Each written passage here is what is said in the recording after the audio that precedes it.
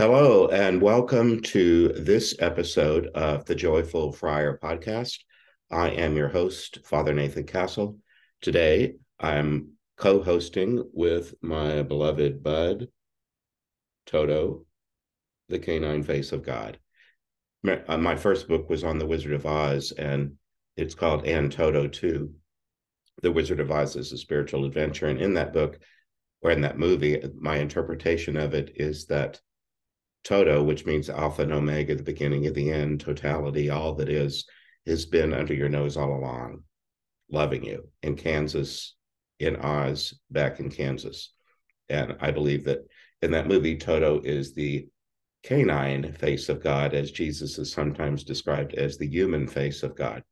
Well, this one for me, you are the canine face of God, and I'm grateful that you will be my co host today. Today on this show, we're doing part 3 of the Paul who thought he was -4 man story. That story is in the first of the 2 Afterlife Interrupted books. We've dealt in previous podcasts with the story itself. In the most recent podcast about that story, we spoke about compassionate responses to people who have been touched by that story. It's been in the public for 5 years now, and so sometimes people have read the story of Paul and had a reaction to it that's prompted some compassionate response. Today's episode is about a spiritual practice arriving from the Catholic Christian tradition that I'm so familiar with that you might find helpful. I would have been here today with John Sanchez, who was on the previous podcast, but John has been ill for several days and just isn't able to do this today. And I have a deadline. So that's why I'm grateful to have my canine assistant here filling in. So let's get started. The basics of that story, you might go back to Afterlife Interrupted, book 1, and just read it. Paul was a young, recent high school graduate, very recent, actually. He lived in upstate New York somewhere, I think, in the early 1950s. He was very responsible. He was allowed to borrow his grandmother's car to take 3 friends out for a double date. He described a girl in the front seat next to him as a gal pal, but the 2 at the back seat had romance on their minds and wanted him to take them someplace secluded and dark. He did that by pulling off a road onto a smaller road in the woods. He felt the wheels of the car rumble over a wooded section that he thought might be a bridge. In fact, it was a pier. And he drove his grandmother's car off the end of a pier, killing himself and his 3 companions. It was hugely tragic. All these young lives with the, future ahead of them right after graduating high school. He described to us that in the moment, he was with the others for a brief time, and with somebody who seemed to be in charge. He felt the need to be responsible because he had just done this thing, and he felt like he should stay and take pictures of the scene, but he didn't have a camera. Exactly. He was in the consciousness. He wasn't clear that he had died, but that's what he was describing, the moments right after he was left the body. The thing that kicked in for him is the need to claim responsibility for what he had just done and to stay on the scene, because that was the responsible thing to do when police arrive or whatever. He was thinking of insurance. That's what was in his consciousness. So the others went off without him, and he stayed there because that's what he chose, not as a punishment. He just felt like that was what he needed to do. In that story, we helped him. Well, he had lots of help. They always do before they find their way into our line.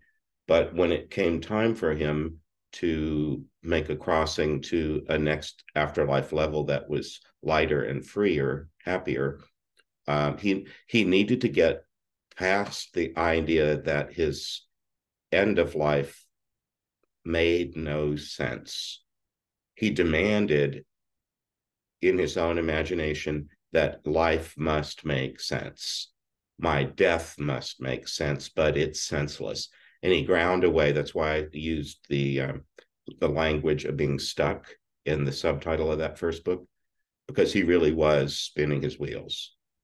He just was grinding and grinding and grinding at how in the world can my life and the lives of three friends have ended so stupidly. It just doesn't make sense.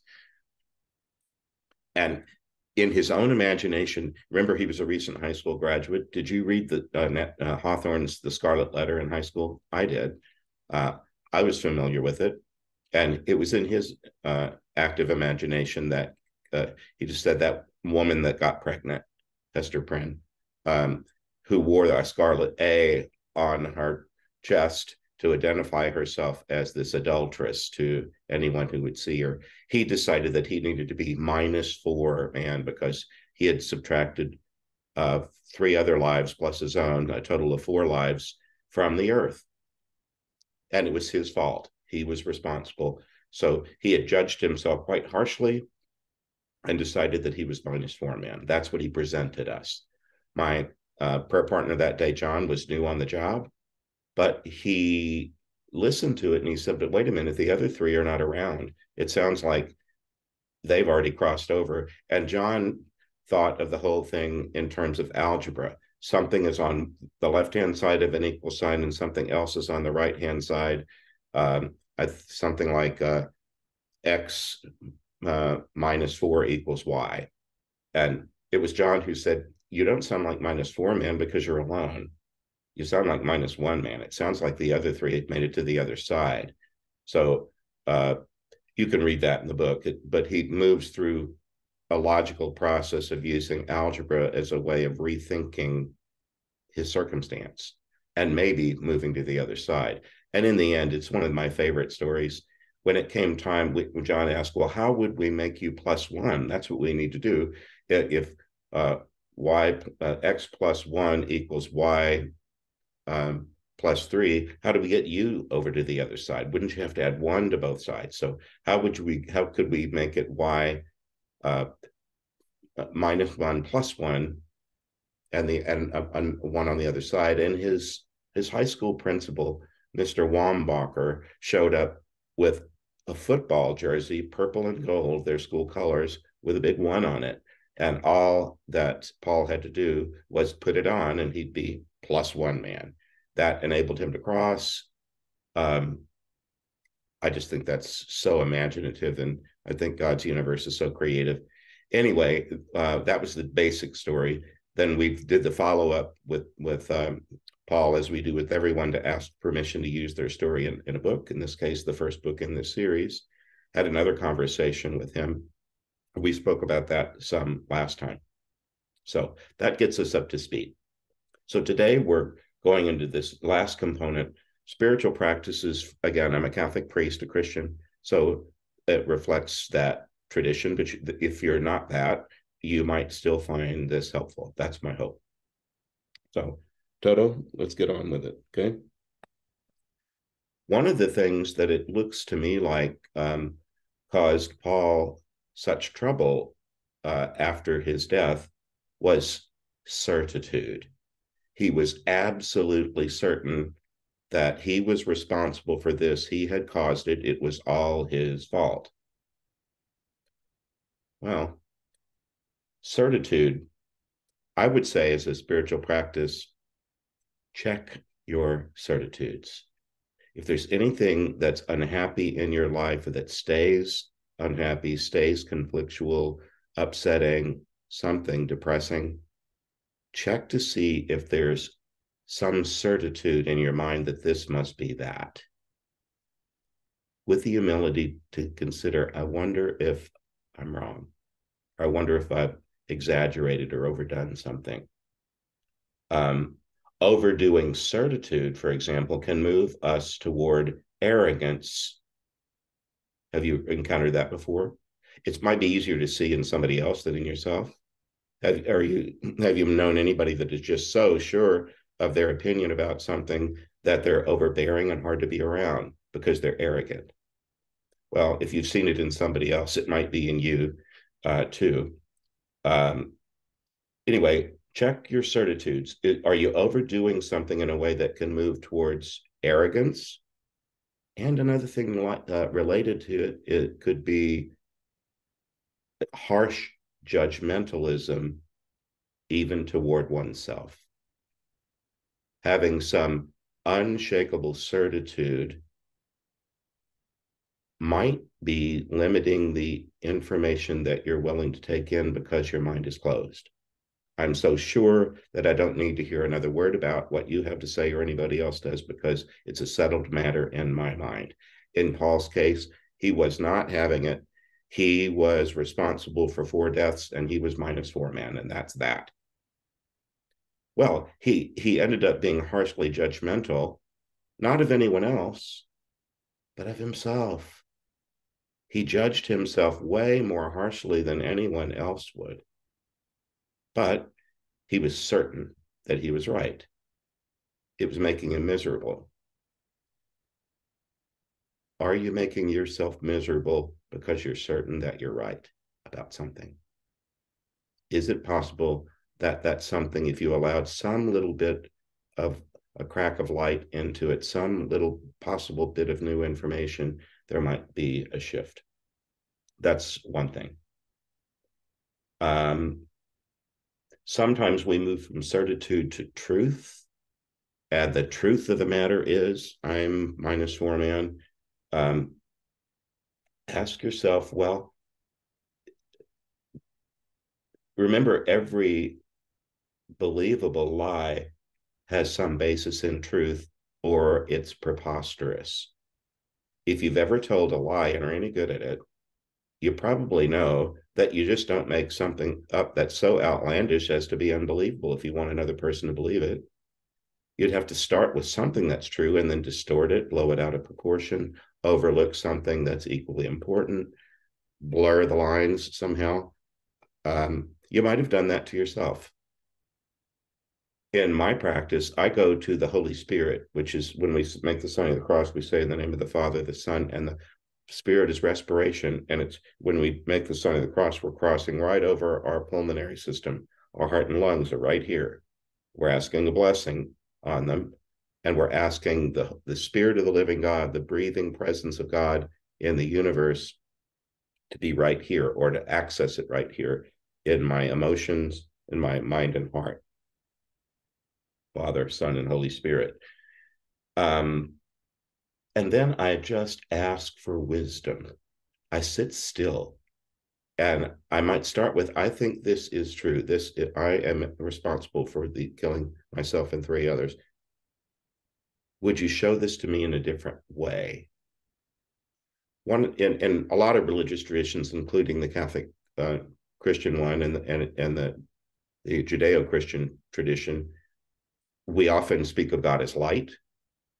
And sometimes my mom had a great love for prisms. If you wanted to get her something that would delight her, get her another prism.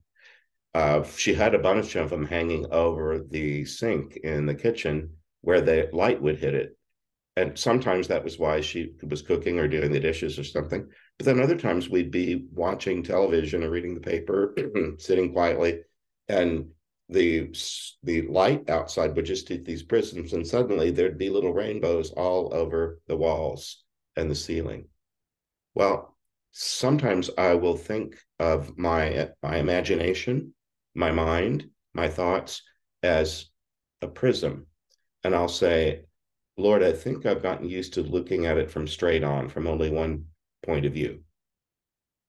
But I know the universe is large and vast. Even simple things can have complexity. I wonder if there's a way I'm not seeing a part of the full picture. Would you shine a light on this issue that is on my mind and maybe help me see it from a different point of view in the light? And the light might even be beautiful. It just might be an idea that I didn't allow myself to think before. That's one thing I do is with a prism, and sometimes not even actual one. I'll just imagine a prism and then I'll imagine light hitting it from another point of view. But it's great to have a real one too. And ask, could you help me have a new idea, a new inspiration, that is a new breath inside me, a new breath, to see a thing differently. And sometimes that's all it takes. Sometimes it's instead of sitting quietly in prayer, sometimes it's intentionally seeking out a person who's not afraid to tell you the truth, even an unwelcome truth. Do you have anybody in your life like that? Is there anybody that you can trust to tell you the truth, even if your ego wants to fight them? If not, that might be something to put on your list. How could I cultivate a relationship with anybody who would simply tell me the truth? And if you can't cultivate that relationship, well, then pay for it. That's what counselors do.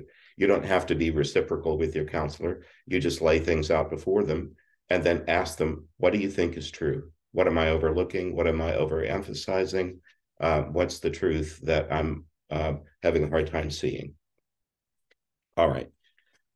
Paul demanded that life must make sense. That was his certitude. I don't know where he got that idea. Do you think life must make sense? Or that every moment of every life must make sense? Or that the culminating moment of your life on earth must make sense? That was his real problem. The manner of my death must make sense. Well, I would recommend learn from Paul. None of us know how our death is going to come.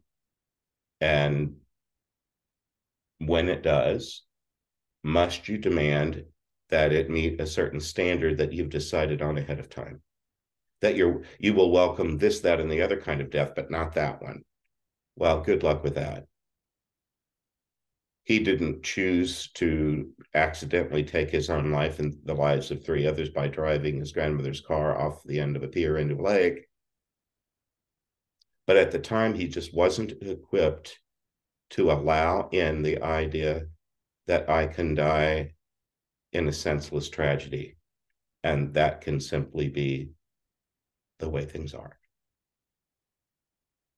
I've had to deal with that some because as a priest, I've done lots of funerals, many times for people I didn't know at all, or families that I knew only barely. And I have seen this sometimes, that sometimes some surviving person will be so angry that, if only this or only that.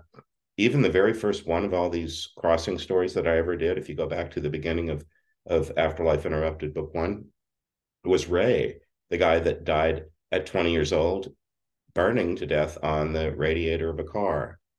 He had been told that people die because God takes them. He accepted that as absolutely across the board certainty. And then he said, who the hell does he think he is taking me just when my life's getting good? So in him, that certitude produced an anger towards God that made him want to isolate.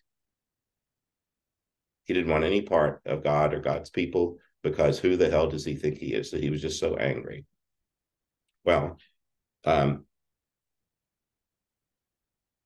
is there anything else in your life where you're demanding that something makes sense, where there is just an element of mystery, an element of uncertitude? I've worked in campus ministry and on university campuses and been around educating, and sometimes I am the educator. I sometimes teach. And I've said this many times, but I really love the university model where most class mornings, professors are at the front of a group of students who don't know what the professor knows. They're there to gain that knowledge, and the professor provides it. So sometimes it's like pouring information into the empty-headed, that you pay for the privilege of having someone inform you about things that you didn't know until now, because they know it, and they can be trustworthy, and there's a certitude that the information that they provide is worth having. In the afternoon, that same professor might go into the lab and work with older students, grad students and PhD candidates, to research within their field something that we don't know the answer to. Cure for cancer. Lots of things that we don't know that that study and research helps us gain knowledge of bit by bit, because we know that we don't know, and then we organize research efforts to try to expand what we know. Well, anyway, um, can you, if you are inclined to demand of life and the people in your life certitudes about things, could you lighten up? Sometimes we're hurt by behaviors of other people that we find annoying or are far worse than that. And sometimes we have just enough information to kind of piece together their motives. A lot of dramatic stories are that way, soap opera stories or individual stories in people's lives where we come to the conclusion that somebody is this way because of that. And here they go again, doing that same thing that's so wrong or so annoying, so hurtful. Well, sometimes we are working with information that we've decided is a certitude, but oftentimes we in this life present ourselves to each other as just the tip of the iceberg. Or sometimes we have a kind of a persona, a role that we play, a public face that we present to the world, because we just don't trust everybody to know the whole story. Well, anyway, that very idea of needing life to make sense, end of life to make sense, specific problems in life to make sense, there's a place for that, but it's never going to be across the board. Can we be comfortable with the fact that I just don't know? Or sometimes things just happen and they don't always make sense. Maybe they will later, maybe not, but for right now, they don't make sense. And can you be at peace with that? Paul couldn't, and it really held him back. I don't want that for you. In a Christian's life, in a Christian story, I'm a follower of Jesus, and I believe that Jesus is nothing but love and never did anything but love. The challenge for him was he lived in a divided world where people had decided ahead of time that those people certainly ought not be loved because, and then fill in the blank. And sometimes they have religious reasons for not liking this kind or that kind, or rejecting this kind or that kind, and being sure that they're on God's side in some sort of quarrel. Well, Jesus entered a world very much like that. And in the stories of his public ministry, he often gets in trouble for loving somebody that others thought he certainly should not. Don't you know what she does for a living? Don't you know that guy takes our money? He's a tax collector and he gives it to the Romans. There were all kind of reasons that Jesus's loving got him into trouble. But for crying out loud, to crucify a person makes such a horrific death. In the end, did it make sense? Well, there's been more than 2,000 years of Christian history where lots of different theologies, ways of thinking have grown up about it making sense. And they all have value to a point.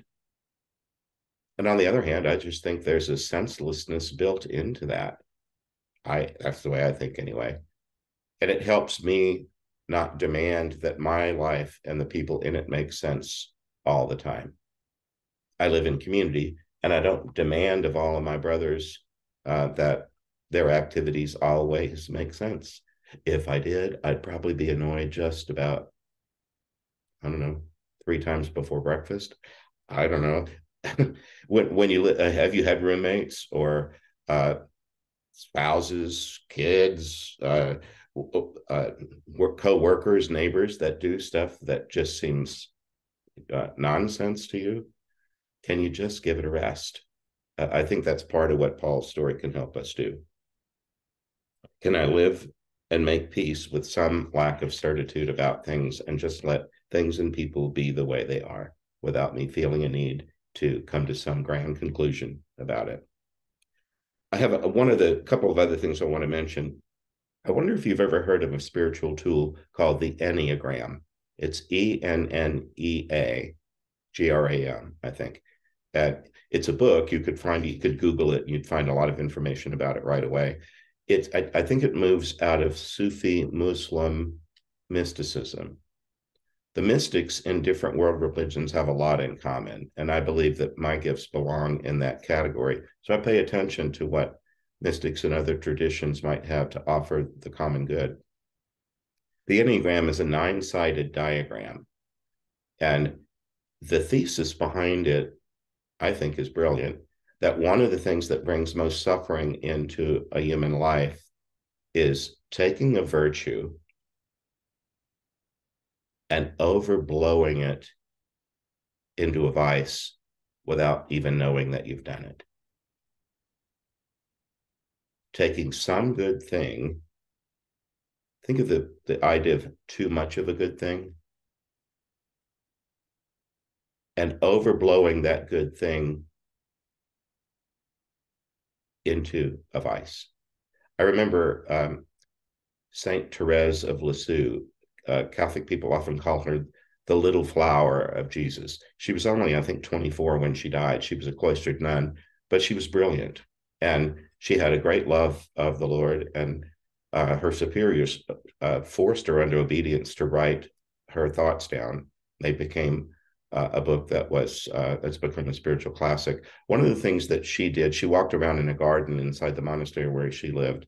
And one of her insights was, in a well-tended garden, the gardener pays attention to the beauty of the various kinds of plants in the garden. Some of them need to be pruned back so that their place in the garden is orderly, and that it allows room for the other plants to grow and thrive and bring their own beauty into the scene. She gives the example of an ivy that, if untended, will crawl all over everything. And before you know it, instead of having a beautiful garden full of a variety of different kinds of beauty, you have a sea of ivy. The ivy will take up all the sunlight, all the water, and before you know it, nothing else can live there. Well, the Enneagram talks like that. And I think in Paul's case, he told us that he liked to follow the rules, and that classroom rules and parenting rules and so local laws made sense to him. And so following them was what he did. Part of what troubled him so at the end of his life was he had followed all the rules. He even mentioned at one point that the two in the back seat had beer, but he didn't drink any of it. He wasn't going to drink and drive. He didn't do anything wrong, and yet his life ended so tragically, and so did the lives of his passengers. How could I follow all the rules and have my life end like this? That was part of the aggravating nonsense that he was spinning around in. Well, the Enneagram might have been a help for Paul. Rule following is a good thing in general, as long as it lives alongside a bunch of other virtues. Have you ever known anybody that just wants to help? I think it's the second of the 9 types on the Enneagram that's the helper, that wants to help day in and day out in every last circumstance. After a while, they begin to annoy other people with their helpfulness. Sometimes they resent the helpful initiatives of other people because I'm the helper around here. Sometimes they find that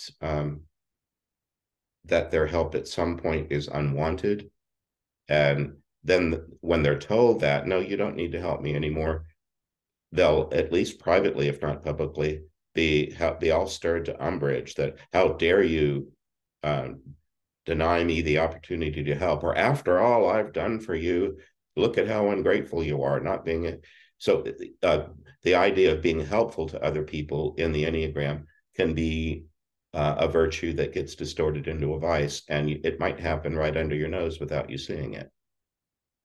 Another is a peacemaker in that schema. I think it's the number 9, where it's good to be a peacemaker, don't you think? But when that is unmoored from every other virtue, and when peace at any price becomes a way of life, sometimes the person in a community who wants to always be the peacemaker, they shut down discussion that might have led to a deeper truth that might have created a harmony, because they're so uncomfortable with any kind of disturbance that they just can't tolerate a raised voice or a difference of opinion. And instead, they'll just insist that we all play nice with one another. When I've seen that happen, and I have, there might be a meeting where it was the appropriate place to have differences of opinion in order to come to a decision, but somebody short-circuited the conversation because voices were raised and somebody's feelings were hurt, and now we're going to have peace. Well, that item on the agenda is closed because the peacemaker closed it. And then at the break or after the meeting, people go out into the hall and seethe. they go out and talk behind each other's back and so on, because the place where we might have been able to come to a resolution of a conflict, it wasn't permitted because a peacemaker needed to have peace. So the Enneagram might be something that you find helpful. I just think poor Paul, that rule following thing was so important, and you're supposed to be rewarded for following the rules. And instead he ends up, drown. How in the world could this be? It doesn't make sense. I only have a couple more things. One of the spiritual practices or ideas might be, would you simply accept help when it's offered to you?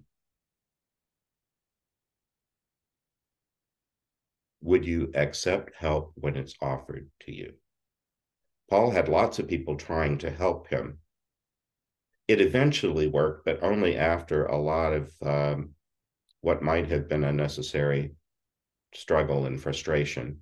He did accept help from me and Paul because he was near the end of a continuum. We don't get people at the front end. We get them when they've already been through a therapeutic process that's nearly finished.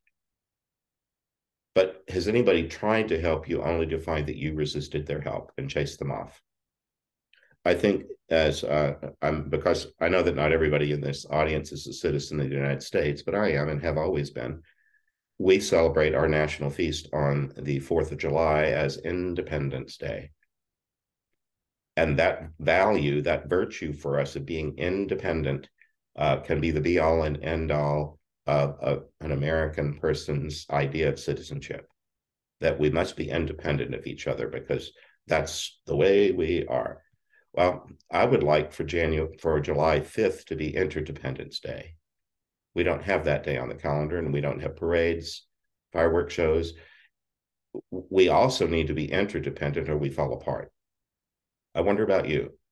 Is there ever a time when, sort of like Paul, you insist that you must solve the problem on your own? Is this getting through to you? Do you recognize yourself in that remark? Could you possibly be a person who is just too independent for their own good?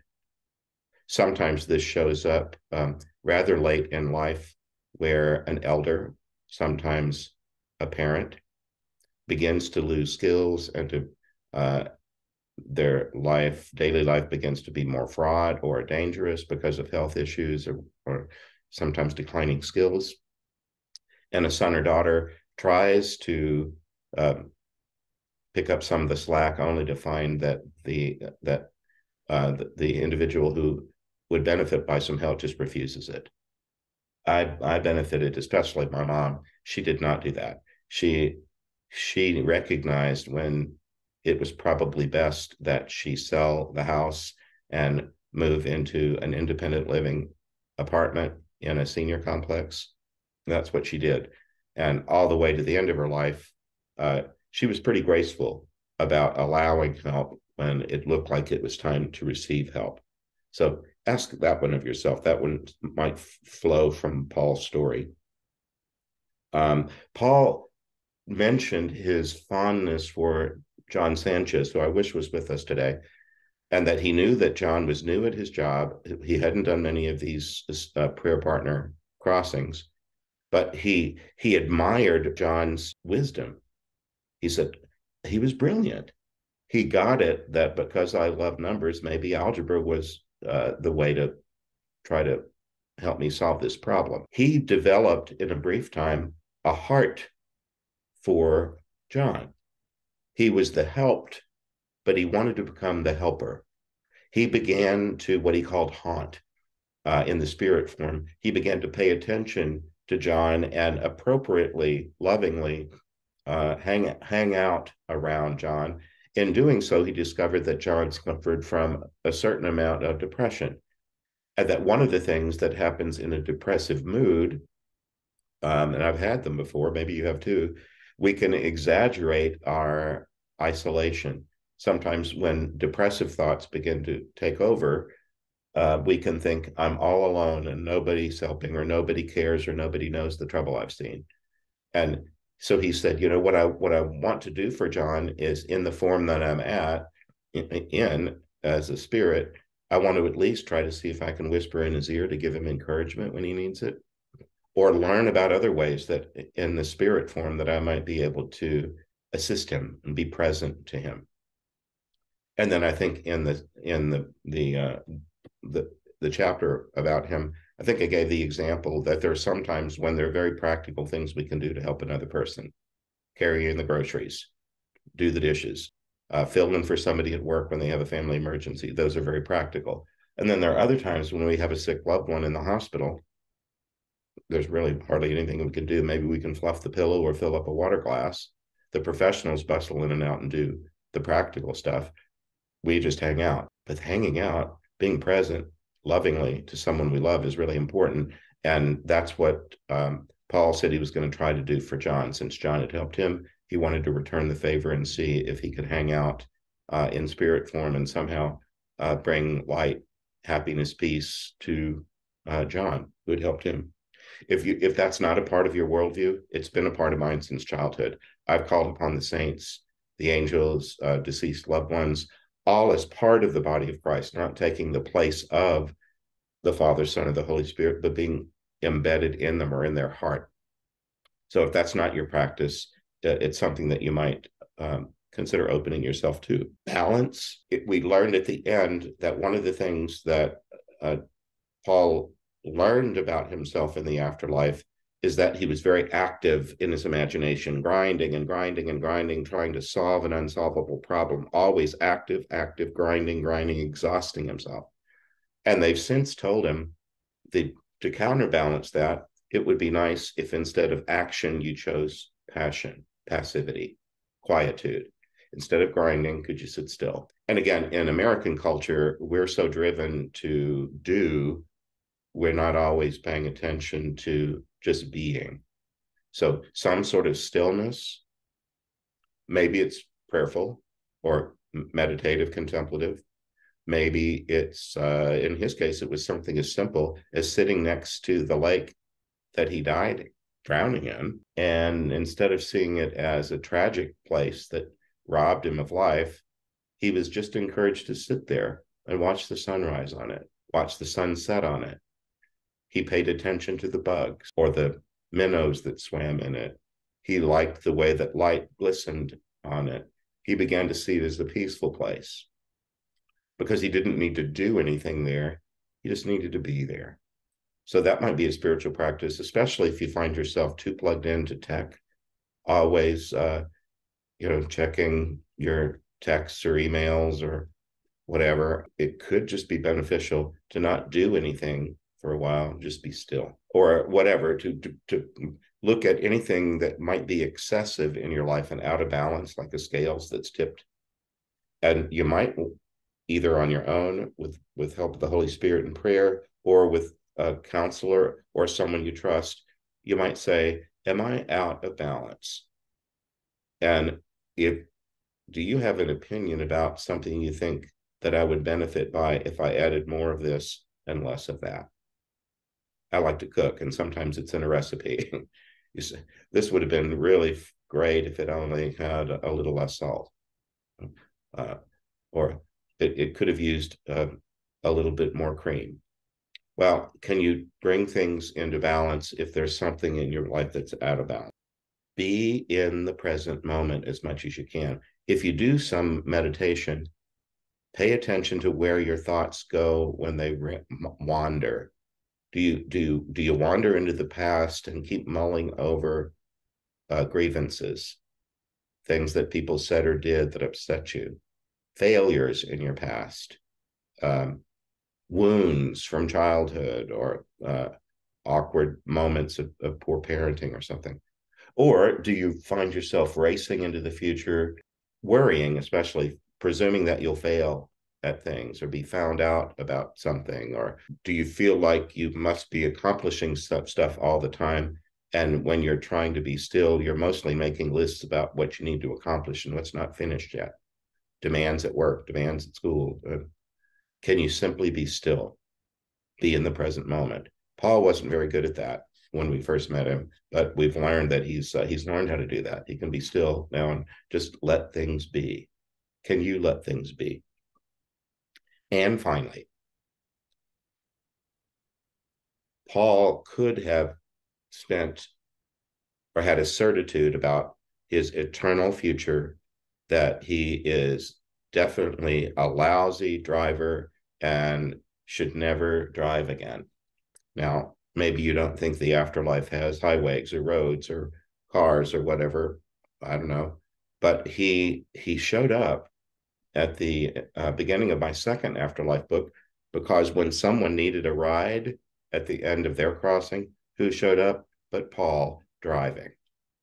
And he explained, he said, they told me that just because I had made one bad driving mistake doesn't mean I should never drive again. They're just trying to help me heal from an idea that I would be hopeless and terrible at that. You know that old phrase about getting back on the horse after you've fallen off? I actually lived it. I was about 10, 11. So we had a family farm that we went to on weekends and summers. And we had at one point 3 horses. One was this sweet old horse named Taffy that had a humped back. She was probably 20 years old and perfectly safe to put babies on. Then there was another one named Joker that you wouldn't go anywhere near. It hated being ridden. It bucked and fought and stuff. So it wasn't a safe animal for children to ride on. But there was one in the middle that was named Torchy because it had a pattern of white on a kind of dark brown background on its long nose, like between its eyes. It looked like a torch. Well, Torchy was sort of in the middle. It depended on her mood as to whether she wanted to be ridden or would tolerate it or not. And then she was better about going away from the barn. You could take her on the beginning of a ride and it was just fine, as long as you were going in the direction away from the barn. But when you got to the edge of the woods and needed to turn around to come back, she got it in her head that she wanted to race home. And then she wouldn't be held back. She wouldn't be reined in. And I remember riding on her and being thrown from her and hitting the ground. And my dad saw it. And once he was sure that I was okay physically, he said, son, it's important you get back on the horse. And he didn't make me do it all by myself. He took the reins and he had me sit in the saddle, and he controlled the horse, but he had me at least experience getting back on it so that I wouldn't be afraid of horseback riding the rest of my life. Good memory for me. Paul was brought into a scene where somebody needed transport, and somebody said to Paul, "You're just the man for the job, Paul. Would you drive him from here to there?" And so he shows up in the second of my two books, not especially proud of himself, just saying, well, I just did what they asked and it made sense. It's probably good that I get over the fact that I made a driving error, because that doesn't have to happen every time I'm behind the wheel. They think I'm trustworthy to drive, and I am.